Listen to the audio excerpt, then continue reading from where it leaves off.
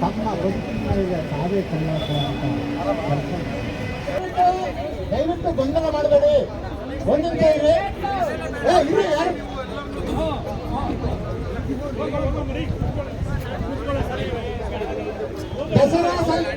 ದಸರಾ ಹಬ್ಬದಲ್ಲಿ ಕಂಬಳ ಅಂತೀನಿ. ನೀವೆಲ್ಲ ಬೇಡ ಬೇಡ ಅಂತ ಹೋಗ್ಬೇಕು, ಆಯ್ತಾ? ದಸರಾ ಹಬ್ಬದಲ್ಲಿ ಕಂಬಳ, ದಸರಾ ಹಬ್ಬದಲ್ಲಿ ಕಂಬಳ, ದಸರಾ ಹಬ್ಬದಲ್ಲಿ ಕಂಬಳ. ಮೈಸೂರು ಸಂಸ್ಕೃತಿ, ಮೈಸೂರು ಪರಂಪರೆ.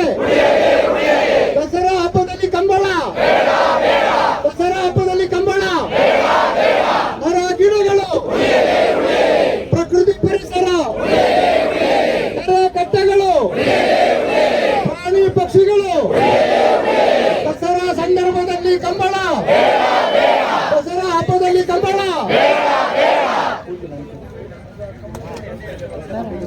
ದಸರಾ ಹಬ್ಬದಲ್ಲಿ ಹಬ್ಬಕ್ಕೆ ಕಂಬಳ, ದಸರಾ ಹಬ್ಬಕ್ಕೆ ಕಂಬಳ. ಬೇಡ ಬೇಡ, ಕಟ್ಟೆಗಳು ಉಳಿಯಲಿ, ಪ್ರಾಣಿ ಪಕ್ಷಿಗಳು ಉಳಿಯಲಿ, ಉಳಿಯಲಿ,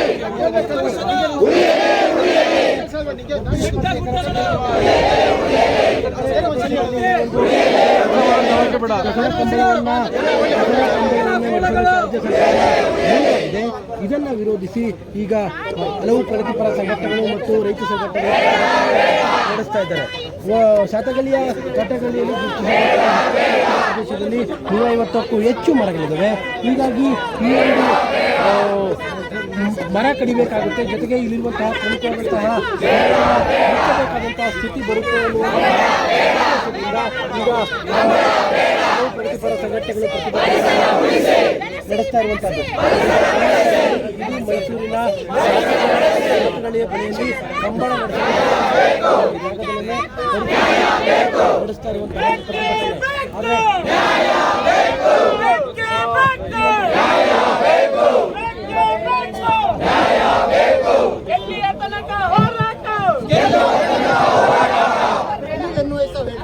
ದಸರಾ ಹಬ್ಬದಲ್ಲಿ ಕಂಬಳ, ದಸರಾ ಹಬ್ಬದಲ್ಲಿ ಕಂಬಳ.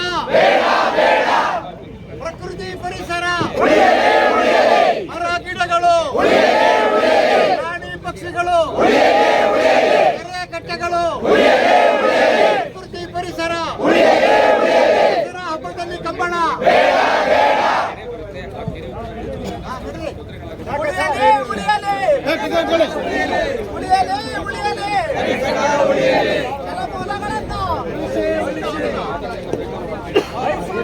ಕಂಬಳ, ಮೈಸೂರಿನಲ್ಲಿ ಕಂಬಳ, ಜನ ವಿರೋಧಿ ಕಂಬಳ, ಪರಿಸರ ವಿರೋಧಿ ಕಂಬಳ, ಕಂಬಳ ಬೇಡ. ಯಾಕೆ ಅಂದ್ರೆ ನೋಡಿ, ಕಂಬಳ ಬೇಕು ಅಂತಂದ್ರೆ ನಾಳೆ ಕೊಪ್ಪಳದಲ್ಲಿ ಜಾತ್ರೆ ನಡೆಯುತ್ತಲ್ಲ, ಅವ್ರೇನ್ ಹೇಳಿದ್ದಾರೆ ಅಂದ್ರೆ ಶಾಸಕರು ಅಶೋಕರಯ್ಯ ಅವರು, ಇಲ್ಲಿ ಜನ ಪಾಪ ಮನೆ ಮಂದಿ ಎಲ್ಲ ಅಲ್ಲಿ ಬಂದು ಕಂಬಳ ನೋಡಕ್ಕಾಗಲ್ವಲ್ಲ, ಅದಕ್ಕೆ ಅದನ್ನ ಇಲ್ಲೇ ತಂದು ತೋರಿಸ್ತೀವಿ ಅಂತ ಅವ್ರು ಹೇಳ್ತಾ ಇದಾರೆ. ಹಾಗಿದ್ರೆ ಪಾಪ ಅವ್ರ ಭಾಗದವರು ಜಂಬೂ ಸವಾರಿ ಇಲ್ಲಿ ಬಂದು ನೋಡಕ್ಕಾಗಲ್ಲ ಮನೆ ಮಂದಿ ಎಲ್ಲ, ತಗೊಂಡ ಬಿಡಿ ಆನೆ ಅಂಬಾರಿ ಎಲ್ಲಾನು, ಅದು ವ್ಯಾಲಿಡ್ ರೀಸನ್ ಅಲ್ಲ. ಆಮೇಲೆ ಬೆಂಗಳೂರಿನಲ್ಲಿ ಸಹ ಒಮ್ಮೆ ಕಂಬಳ ಮಾಡಿದ್ದಾರೆ, ಅದರ ಆಯೋಜಕರು ಕೋಣಗಳು ಆ ಪ್ರಯಾಣದಲ್ಲಿ ಸಾಕಷ್ಟು ಹಿಂಸೆ ನೋವು ಅನುಭವಿಸಿವೆ ಅಂತ ಹೇಳ್ಕೊಂಡಿದ್ದಾರೆ. ಅದೇ ನೋವು ಹಿಂಸೆಯನ್ನ ಮತ್ತೆ ಆ ಕೋಣಗಳಿಗೆ ಕೊಡೋದು ಬೇಡ. ಮತ್ತು ಮಾದೇಶ್ವರನ ಬೆಟ್ಟದಲ್ಲಿ ಮಾದೇಶ್ವರ ಇರಬೇಕು, ಚಾಮುಂಡಿ ಬೆಟ್ಟದಲ್ಲಿ ಚಾಮುಂಡಿ ಇರಬೇಕು, ಕಂಬಳ ಕರಾವಳಿಲಿ ಇರಬೇಕು, ಅಂಬಾರಿ ಮೈಸೂರಲ್ಲೇ ಇರಬೇಕು. ಎಲ್ಲಾನು ತಂದು ಒಂದ್ ಕಡೆ ಗುಡ್ಡೆ ಹಾಕೋದಂದ್ರೆ ಇದಕ್ಕೇನು ಅರ್ಥ ಇಲ್ಲ. ಇದು ಸಾಂಸ್ಕೃತಿಕ ಕಲಬೆರಕೆ. ಇವತ್ತು ಇದನ್ನ ಕಂಬಳ ತರ್ತೀವಿ ಅಂತಂದ್ರೆ ನಾಳೆ ಕೊಪ್ಪಳ ಜಾತ್ರೆನೂ ತಗೊಂಡ್ಬರ್ತೀವಿ ಅಂತ ಹೇಳ್ತಾರೆ ಅವರು.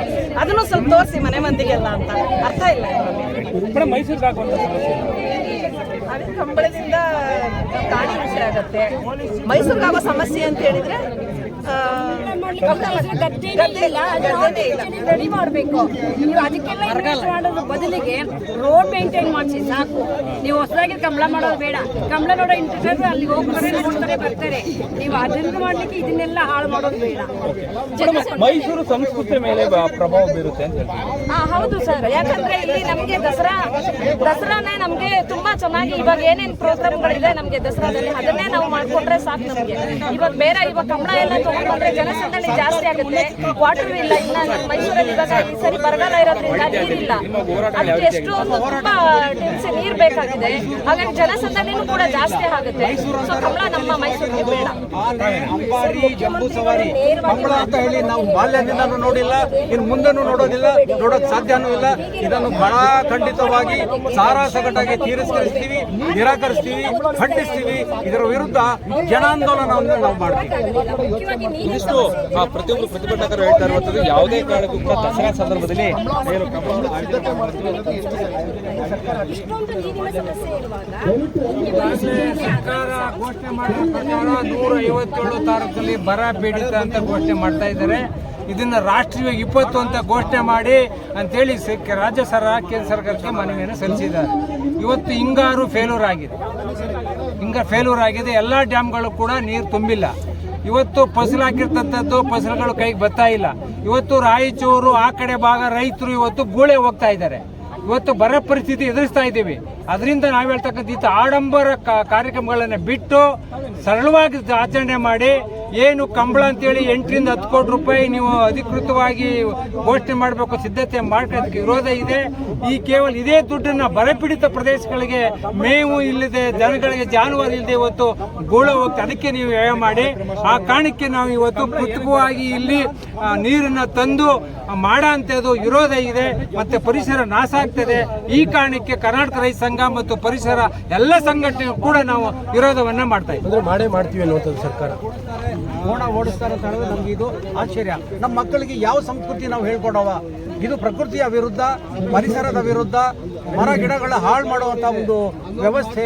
ಈ ವ್ಯವಸ್ಥೆಯನ್ನು ನಾವು ಖಂಡಿಸ್ತೀವಿ, ಇದನ್ನು ಪ್ರತಿಭಟಿಸ್ತಾ ಇದ್ದೀವಿ. ಸರ್, ಇದು ನೋಡಿ, ಮೈಸೂರಿನಲ್ಲಿ ಅದಕ್ಕೆ ಆದಂತಹ ಪರಂಪರೆ ಇದೆ. ಇದು ಒಂದು ರೀತಿಯಲ್ಲಿ ಜನರನ್ನ ದಿಕ್ತಪ್ಪಿಸುವಂಥದ್ದು ಮತ್ತೆ ಜನರ ಭಾವನೆಗಳಿಗೆ ಅಡ್ಡಿ ಮಾಡುವಂಥದ್ದು. ನೋಡಿ, ಮೈಸೂರು ಮಹಾರಾಜರು ಆಗಿನ ಕಾಲದಲ್ಲೇ ಜನರ ನಾಡಿ ಮಿಡಿತವನ್ನ ನೋಡಿ ದಸರಾ ಅಂತ ಹೇಳಿ ಮಾಡಿರುವಂಥದ್ದು. ಅಲ್ಲಿ ಅದೇ ಆದಂಥ ಕಲೆ, ನುಡಿ, ಸಂಸ್ಕೃತಿ ಎಲ್ಲವನ್ನ ಇರುವಂಥದ್ದು. ಇದನ್ನ ಮಾಡೋದಾಗಿದ್ರೆ ಹಾಗೆ ಹಿಂದಿನ ಕಾಲದಲ್ಲೇ ಮಹಾರಾಜರೇ ಅದನ್ನ ತರ್ತಾ ಇದ್ರೇನೋ. ಹಾಗಾಗಿ ಇದು ಮೈಸೂರು ದಸರಾ ಒಂದು ಪಾರಂಪರಿಕವಾದ ವಿಶ್ವವಿಖ್ಯಾತವಾದ ದಸರಾ ಆಗಿದೆ. ಇದು ಕಂಬಳ ನಾವು ವಿರೋಧ ಮಾಡ್ತಾ ಇಲ್ಲ. ಕಂಬಳ ಮಾಡಿ, ದಸರಾದಲ್ಲಿ ಯಾಕೆ ಕಂಬಳ ಮಾಡ್ತೀರಿ? ಮಾಡಿ, ದೀಪಾವಳಿಲಿ ಮಾಡಿ, ಯುಗಾದಿಲಿ ಮಾಡಿ, ಬೇರೆ ಹಬ್ಬದಲ್ಲಿ ಮಾಡಿ. ಅದಕ್ಕೊಂದು ಸೂಕ್ತವಾದ ಜಾಗವನ್ನ ಅದನ್ನ ಭೂಸ್ವಾಧೀನ ಮಾಡಿಕೊಂಡು ಈ ತರ ಪರಿಸರ ಹಾನಿ ಮಾಡಿಕೊಂಡು ಅಕ್ಕಪಕ್ಕ ಮನೆಗಳಿಗೆಲ್ಲ ಸಮಸ್ಯೆ ಮಾಡಿಕೊಂಡು ಟ್ರಾಫಿಕ್ ಜಾಮ್ ಮಾಡಿಕೊಂಡು ಮಾಡೋ ಅಂಥದ್ದು ಏನಿದೆ? ಇದರಿಂದ ಲಾಭ ಏನಿದೆ ಸಾರ್ವಜನಿಕರಿಗೆ ಅನ್ನೋದು ಅದೇ ರೀತಿಯಾಗಿ ಮತ್ತಷ್ಟು ಜನ ಇದ್ದಾರೆ, ಅವ್ರನ್ನು ಕೂಡ ಮಾತಾಡ್ತಾರೆ. ಸರ್, ಈಗ ರೈತ ಸಂಘಟನೆಗಳು ಕೂಡ ರಿಪೋರ್ಟ್ ಅನ್ನು ಕೊಟ್ಟಿರ್ತಕ್ಕಂಥದ್ದು, ಯಾಕೆ ಕಂಬಳ ಬೇಡ ಅನ್ನೋದು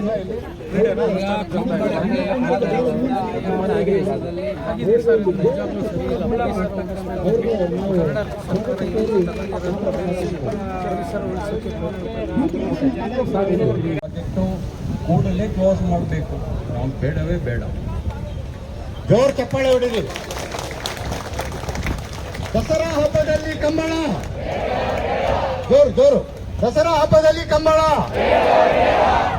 ಈಗ ಪರಿಸರಕ್ಕಾಗಿ ನಾವು ಸಂಘಟನೆಯ ರಾಜ್ಯಾಧ್ಯಕ್ಷರು, ನಮ್ಮೆಲ್ಲರ ನೆಚ್ಚಿನ ನಾಯಕರು, ನಮ್ಮೆಲ್ಲರಿಗೂ ಪ್ರತಿದಿನ ಸ್ಫೂರ್ತಿ ತುಂಬುತ್ತಾ ಇರತಕ್ಕಂಥ ಈ ಚಳವಳಿಗೆ ಹೊಸ ಕಸುವು, ಹೊಸ ಶಕ್ತಿ, ಹೊಸ ಸಾಮರ್ಥ್ಯ, ಹೊಸ ಚೈತನ್ಯ ಕೊಡ್ತಾ ಇರತಕ್ಕಂಥ ಎ.ಟಿ. ರಾಮಸ್ವಾಮಿ ಅವರು ಮಾತಾಡ್ತಾರೆ.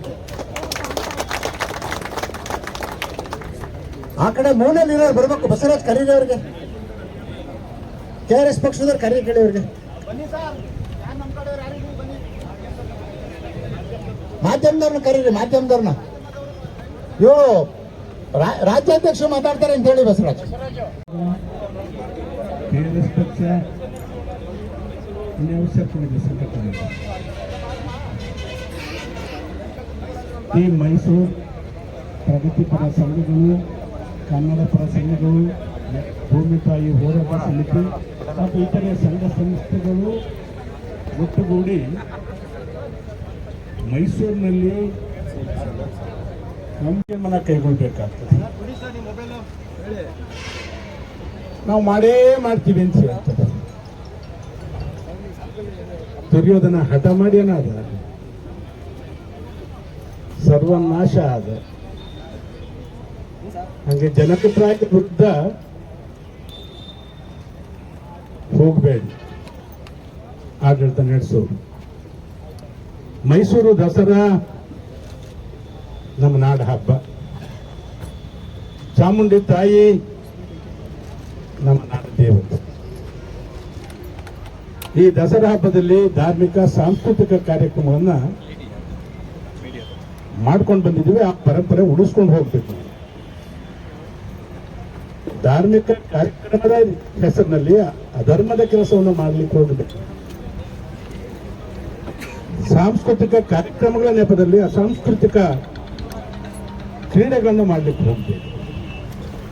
ಈಗಾಗಲೇ ಸಮಾಜದಲ್ಲಿ ನೈತಿಕತೆ ಅಧಃಪತನದತ್ತ ಹೋಗಿದೆ ಮತ್ತು ಪಾತಾಳಕ್ಕಾಗಿ ತುಳಿಲಿಕ್ಕೆ ಹೋಗಬೇಡಿ ಅಂತಕ್ಕಂಥ ಒತ್ತಾಯವನ್ನು ಮಾಡ್ಕೊಳ್ಳಿಕ್ಕಾಗಿ ನಾವು ಪ್ರತಿಭಟನೆಯನ್ನು ಸಾಂಕೇತಿಕವಾಗಿ ಮಾಡ್ತಾ ಇದ್ದೀವಿ. ಏನ್ ನೋಡಿದಾಗ ಪೊಲೀಸ್ ಸಿಬ್ಬಂದಿ ಬಹಳ ಜನ ಬಂದಿದ್ದಾರೆ. ಅವ್ರು ನಮಗೆ ರಕ್ಷಣೆ ಕೊಡ್ಲಿಕ್ಕೆ ಬಂದಿದ್ದಾರೋ ಇಲ್ಲ ಈ ಭೂಮಿ ತಾಯಿಯ ಪರಿಸರ ರಕ್ಷಣೆ ಮಾಡಲಿಕ್ಕೆ ರಕ್ಷಣೆ ಕೊಡ್ಲಿಕ್ಕೆ ಬಂದಿದ್ದಾರೋ ಅಂತ ಹೇಳಿ ಕೇಳಬೇಕಾಗ್ತದೆ ಆಡಳಿತ ವರ್ಗವನ್ನು. ಯಾವ ಆಡಳಿತ ವರ್ಗ ಇದೆ, ಯಾವುದನ್ನ ಧ್ವಂಸ ಮಾಡ್ತಾ ಇದ್ದಾರೆ ಅದನ್ನು ಮಾಡಬೇಡಿ ಅಂತ ಹೇಳಿಕ್ ಬಂದಿದ್ದೀವಿ. ನೀವು ನಮ್ಮ ಜೊತೆ ಕೈ ಜೋಡಿಸಿ, ರಕ್ಷಕರಲ್ವ ನೀವು. ಈ ಪರಿಸರವನ್ನು ರಕ್ಷಣೆ ಮಾಡಲಿಕ್ಕೆ ನೀವು ಕೈ ಜೋಡಿಸ್ಬೇಕಂತ ಮಾತನ್ನು ಹೇಳ್ತಾ ಕಮಲವನ್ನ ಪರಿಚಯ ಮಾಡಿಸ್ತಾರಂತೆ. ಎಲ್ಲರೂ ನೋಡಿರ್ತೀರಿ ಸೋಷಿಯಲ್ ಮೀಡಿಯಾದಲ್ಲಿ. ನೀವು ಅನ್ಯತಾ ಭಾವಿಸ್ಕೊಳ್ಳದೆ ಇದ್ರೆ ತಾಯಿಂದರು ಮುಂಬೈನಲ್ಲಿ ಇದು ಕೆಂಪು ದೀಪದ ರೆಡ್ ಲೈಟ್ ಏರಿಯಾ ಇದೆಯಂತೆ. ಹಂಗಾರೆ ಅದನ್ನು ಪರಿಚಯ ಮಾಡ್ತೀರಿ ಅಂತ ಕೇಳಬೇಕಾಗ್ತದೆ. ನೀವೇ ಹೇಳ್ತೀರಿ ಸರ್ಕಾರದವರು, ಇವರೆಲ್ಲ ರೈತ ಸಂಘದವರು ಇತರ ಸಂಘದವರು ಹೋರಾಟ ಮಾಡ್ತಾ ಇದ್ದಾರೆ, ನಾಲೆಗಳಿಗೆ ನೀರು ಕೊಡ್ಲಿಕ್ಕೆ ನಮ್ಮಲ್ಲಿ ನೀರಿಲ್ಲ, ಬೆಳೆ ಬೆಳಿಬೇಡಿ ಹೇಳಿಲ್ವ? ಬೆಳೆ ಬೆಳಿಬೇಡಿ ಅಂತ ಹೇಳಿದ್ದಾರೆ.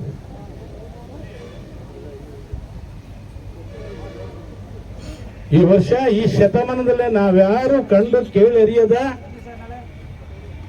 ಭೀಕರ ಬರಗಾಲವನ್ನು ನಾವು ನೋಡ್ತಾ ಇದ್ದೀವಿ. ಮಳೆ ಇಲ್ಲದೆ ಇದ್ರೆ ಬೆಳೆ ಬೆಳಿಲಿಕ್ಕೆ ಸಾಧ್ಯವೇ ಇಲ್ಲ. ಬೆಳೆನೇ ಬೆಳೆದೇ ಇದ್ರೆ ಏನ್ ತಿಂತಾರೆ? ಒಂದೊಂದು ಹನಿ ನೀರು ಕೂಡ ಬಹಳ ಮುಖ್ಯ. ಒಂದು ಹನಿ ನೀರನ್ನು ಕೂಡ ಪೋಲ್ ಮಾಡಬೇಡಿ ಅಂತೇಳಿ ಸರ್ಕಾರದವರೇ ಘೋಷವಾಕ್ಯಗಳನ್ನು ಬರೆದಿದ್ದಾರೆ. ಹೌದಲ್ವ? ಇಲ್ಲಿಗೆಲ್ಲಿ ಲಕ್ಷಾಂತರ ಲೀಟರ್ ನೀರಿನಿಂದ ತರ್ತಾರೆ, ಬೆಳೆ ಬೆಳೆಯಕ್ಕೆ ನೀರಿಲ್ವಂತೆ. ಕ್ರೀಡೆ ಹೆಸರಿನಲ್ಲಿ ಲೂಟಿ ಮಾಡಲಿಕ್ಕೆ ಜನರ ತೆರಿಗೆ ಹಣವನ್ನ ನಿಂತಿದ್ದಾರೆ. ಇದು ಸುಧಾರಣೆ ಒಪ್ಪಲಿಕ್ಕೆ ಸಾಧ್ಯನ ಹೇಳಿ?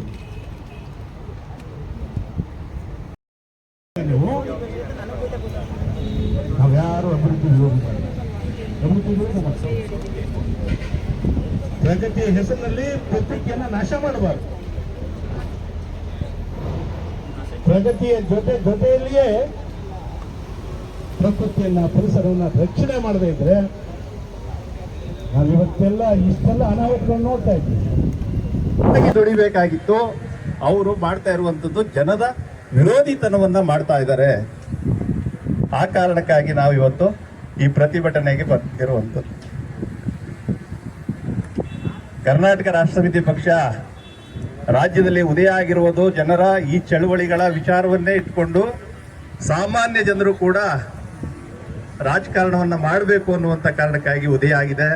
ನಿಮಗೆಲ್ಲ ಕರ್ನಾಟಕ ರಾಷ್ಟ್ರ ಸಮಿತಿ ಪಕ್ಷದ ವತಿಯಿಂದ ಅತಿಥಿಗಳಿಗೆ ಹಾಗೂ ಇಲ್ಲಿ ಬಂದಿರುವಂತಹ ನನ್ನೆಲ್ಲ ಮೈಸೂರಿನ ನಾಗರಿಕರಿಗೆ ನಮಸ್ಕಾರಗಳನ್ನು ತಿಳಿಸ್ತಾ ನನ್ನ ಎರಡು ಮಾತನ್ನ ಆಡೋದಕ್ಕೆ ಇಷ್ಟಪಡ್ತೀನಿ.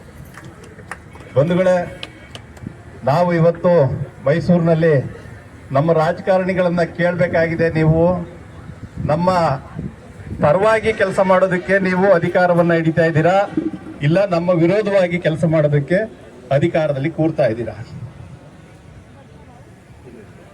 ರಾಜಕಾರಣ ಮಾಡೋದಕ್ಕೆ ಬಂದಂತವರು ಜನಪ್ರತಿನಿಧಿಗಳು ನಮಗೆಲ್ಲ ಆಸೆ ಆಮಿಷಗಳನ್ನ ಕೊಡ್ತೀರಾ, ಆದ್ರೆ ನೀವು ಅಧಿಕಾರಕ್ಕೆ ಬಂದಾಗ ನೀವು ಮಾಡಬಾರದನ್ನೇ ಮಾಡ್ತಾ ಹೋಗ್ತಾ ಇದ್ದೀರಾ. ಇದು ಎಷ್ಟು ನ್ಯಾಯ ಅನ್ನುವಂಥದ್ದನ್ನ ಈ ಸಮಯದಲ್ಲಿ ಕೇಳಬೇಕಾಗಿದೆ. ಏನು ಕರಾವಳಿ ಭಾಗದಲ್ಲಿ ಈ ಕಂಬಳ ನಡಿಬೇಕಾಗಿತ್ತು, ಆ ಕಂಬಳಕ್ಕಾಗಿ ಬೇಡ ಈ ಕಂಬಳ ಅನ್ನುವಂತ ವಿಚಾರ ಬಂದಾಗ ನಾವೆಲ್ಲ ಕಂಬಳ ಇರಲಿ ಅನ್ನುವಂಥವ್ರು, ಎಷ್ಟೋ ಜನ ಕಂಬಳ ಬೇಕು ಇರಲಿ, ಇದು ನಮ್ಮ ನಾಡಿನ ಸಂಸ್ಕೃತಿ ಉಳಿಬೇಕು ಅನ್ನುವಂಥದ್ದನ್ನ ಮಾತಾಡಿದಂತಹ ಬಾಯಿನಲ್ಲಿ ಇವತ್ತು ಅದೇ ಕಂಬಳ ಬೇಡ ಅನ್ನುವಂತಹ ವಿರೋಧವನ್ನು ಕೂಡ ನಾವು ಮಾತಾಡ್ತಾ ಇದೀವಿ ಸರ್. ಯಾಕೆ ಮಾತಾಡ್ತಾ ಇದೀವಿ? ಅದು ಕಂಬಳ ಇರಬೇಕಾಗಿರುವಂತಹ ಜಾಗದಲ್ಲಿ ಇಲ್ವಲ್ಲ, ನಡಿಬೇಕಾಗಿದ್ದಂತಹ ಜಾಗದಲ್ಲಿ ಅದು ನಡೀತಾ ಇಲ್ಲ. ಅದನ್ನ ಇನ್ನೆಲ್ಲೋ ಇನ್ನೊಬ್ಬರ ಮೇಲೆ ಹೊರೆಯಾಗಿ ಬೇಡದೇ ಇರುವಂತಹ ಜಾಗದಲ್ಲಿ ಅದನ್ನ ಅಣಿಗೊಳಿಸೋದಕ್ಕೆ ಹೊರಟಿರುವಂತಹ ಈ ಸರ್ಕಾರದ ನೀತಿಗೋಸ್ಕರ ಈ ಕಂಬಳ ಬೇಕು ಅನ್ನುವಂಥದ್ದನ್ನ ಬೇಡ ಅನ್ನುವಂತಹ ಪರಿಸ್ಥಿತಿಯನ್ನ ನಿರ್ಮಾಣ ಆಗಿದೆ. ಇವತ್ತು ಕಾಸಿಗಾಗಿ ಕಾಂಗ್ರೆಸ್ ಸರ್ಕಾರ ಈ ಕಂಬಳವನ್ನ ಅಣಿ ಮಾಡ್ತಾ ಇದೆಯೇ ವಿನಃ ಜನರಿಗೆ ಕ್ರೀಡೆ ಆಗ್ಬೇಕಾಗಿದ್ದಂತಹ ಒಂದು ಕಂಬಳ ಇದನ್ನ ಕ್ರೀಡೆಯಾಗಿ ಪರಿಗಣಿಸಿದ್ದು ಕೂಡ ಕರಾವಳಿ ಭಾಗದಲ್ಲಿ. ಯಾಕೆ ಅಂದ್ರೆ ಅಲ್ಲಿ ಗದ್ದೆಗಳನ್ನ ಅಣಿ ಮಾಡೋದಕ್ಕೋಸ್ಕರ ಅನ್ನೋದು ಜ್ಞಾಪಕ ಇರಬೇಕಾಗಿತ್ತು. ಇಲ್ಲಿ ಗದ್ದೆಗಳು ಯಾವುದಿಲ್ಲ ಸ್ವಾಮಿ. ಮೈಸೂರಿನಲ್ಲಿ ಗದ್ದೆ ಇದ್ದಿದ್ರೆ ನಿಮ್ಮನ್ನ ಕರೆದಿ ಅಣಿಗೊಳಿಸಿ ಅಂತ ಹೇಳ್ಬೋದಿತ್ತು. ಕಂಬಳ ಇರೋದೇ ಗದ್ದೆಗಳನ್ನ ಅಣಿಗೊಳಿಸೋದಿಕ್ಕೆ. ಅದನ್ನ ಕ್ರೀಡೆಯಾಗಿ ಮಾರ್ಪಟ್ಟಾಗಿದ್ದಂತೂ ಸತ್ಯ, ಎಲ್ಲರಿಗೂ ಗೊತ್ತಿರುವಂತದ್ದೇ. ಅದು ಒಂದು ಕ್ರೀಡೆ ಆಗಿದೆ. ಜನಮಾನಸದಲ್ಲಿ ಆಸಕ್ತಿ ಹುಟ್ಟಬೇಕು ಅನ್ನುವಂತ ಕಾರಣಕ್ಕೆ ರೈತರು ತಮ್ಮ ಗದ್ದೆಗಳನ್ನ, ಕೆಸರು ಗದ್ದೆಗಳನ್ನ ಉಳೋದಕ್ಕೆ ಕೋಣಗಳನ್ನ ಬೆಳೆಸ್ತಾ ಇದನ್ನ ಒಂದಿಷ್ಟು ಛಲವಾಗಿ ತಗೊಂಡು ಕೆಲಸ ಕಾರ್ಯಗಳನ್ನ ಮಾಡಲಿ ಅನ್ನುವಂತ ಕಾರಣಕ್ಕೆ ಅದನ್ನ ಕ್ರೀಡೆಯಾಗಿ ಮಾಡಿತ್ತು. ಆದ್ರೆ ಇವತ್ತು ಆ ಕ್ರೀಡೆ ಬೇಡ ಅನ್ನುವಂತಹ ಪರಿಸ್ಥಿತಿಗೆ ರಾಜ್ಯದಲ್ಲಿ ಜನ ಬಂದಿದ್ದಾರೆ. ಅಂದ್ರೆ ರಾಜ್ಯ ಸರ್ಕಾರ ಇದನ್ನ ಕಾಸಿಗೋಸ್ಕರ ಮಾಡ್ತಾ ಇರುವಂತಹ ಕ್ರೀಡೆ ಆಗ್ತಾ ಇದೆ ಅನ್ನುವಂತ ಕಾರಣಕ್ಕಾಗಿ ದಯಮಾಡಿ ರಾಜಕಾರಣಿಗಳಿಗೆ ನಾವು ಕೇಳ್ಕೊಳ್ಳೋದಿಷ್ಟೇ, ಅಕ್ಕಪಕ್ಕದ ರಾಜ್ಯಗಳಲ್ಲಿ ಬದಲಾಗ್ತಾ ಇದೆ, ಜನ ಇಲ್ಲೂ ಕೂಡ ಬದಲಾಗ್ತಾರೆ. ನಿಮಗೆ ಅವಕಾಶ ಇರೋದಿಲ್ಲ ಮುಂದಿನ ದಿನಗಳಲ್ಲಿ. ನೀವೆಲ್ಲ ಏನೆಲ್ಲ ಅನ್ಯಾಯ ಮಾಡ್ತಾ ಇದ್ದೀರಾ, ನೀವು ಇವತ್ತೇ ಜನಗಳ ಪರವಾಗಿ ಕೆಲಸ ಮಾಡೋದು ಬಿಟ್ಟು ಜನಗಳ ವಿರೋಧವಾಗಿ ನೀವು ಕೆಲಸ ಮಾಡಿದ್ರೆ ಖಂಡಿತ ಈ ಜನ ಬದಲಾಯಿಸ್ತಾರೆ, ಬದಲಾವಣೆಯನ್ನ ತಂದೆ ತರ್ತಾರೆ ಅನ್ನೋದನ್ನ ನಾವು ಖಂಡಿತವಾಗ್ಲೂ ಹೇಳೋದಕ್ಕೆ ಇಷ್ಟಪಡ್ತೀನಿ. ನಾವೆಲ್ಲ ನಮ್ಮ ಅಪ್ಪನ ಹಿತರಕ್ಷಣೆಯಿಂದ ನಾನು ಅಧಿಕಾರಕ್ಕೆ ಬಂದಿದ್ದೀನಿ, ಸ್ಥಳಗಳನ್ನ ಇಟ್ಕೊಂಡಿದ್ದೀನಿ ಅನ್ನುವಂತಹ ಕೆಲವೊಂದು ರಾಜಕಾರಣಿಗಳು ಅಪ್ಪನ ಕಾರಣಕ್ಕಾಗೋ ಯಾರ ಸಂಘಟದ ಕಾರಣಕ್ಕಾಗೋ ನಾವು ರಾಜಕಾರಣ ಮಾಡ್ತಾ ಇರುವಂತವ್ರು ನಿಜವಾಗ್ಲೂ ಇದನ್ನ ಮರ್ತು ಬಿಡಿ. ಇವತ್ತೇನೋ ಒಂದು ಅವಕಾಶ ನಿಮಗೆ ಸಿಕ್ಕಿದೆ, ಆದ್ರೆ ಮುಂದೆ ಸಿಗೋದಿಲ್ಲ. ಈಗ ಜನ ಎಚ್ಚೆತ್ಕೊಂಡಿದ್ದಾರೆ. ನಾಡಿನಲ್ಲಿ ಮನೆಗಳಲ್ಲೂ ಕೂಡ ಬದಲಾವಣೆ ಬಯಸುವಂತಹ ವಿಚಾರ ಜನ ಮನಗಳಲ್ಲಿ, ರಕ್ತದ ನಾಡಿಗಳಲ್ಲಿ ಕೂಡ ಹರಿದಾಡ್ತಾ ಇದೆ. ಇದನ್ನ ಮನಗಾಣಿ ಅಂತ ನಾನು ಈ ರಾಜಕಾರಣಿಗಳಿಗೆ ಹೇಳ್ತೀನಿ. ಅವ್ರು ಯಾವುದೇ ಪಕ್ಷದಲ್ಲಿ ಇರ್ಬೋದು, ಅವ್ರು ಯಾವುದೇ ಪಕ್ಷವನ್ನ ಮುನ್ನಡೆಸ್ತಾ ಇರ್ಬೋದು, ನ್ಯಾಯವಾದ ರೀತಿಯಲ್ಲಿ ಜನಗಳ ಪರವಾಗಿ ನೀವು ಕೆಲಸ ಮಾಡ್ತೀರಾ.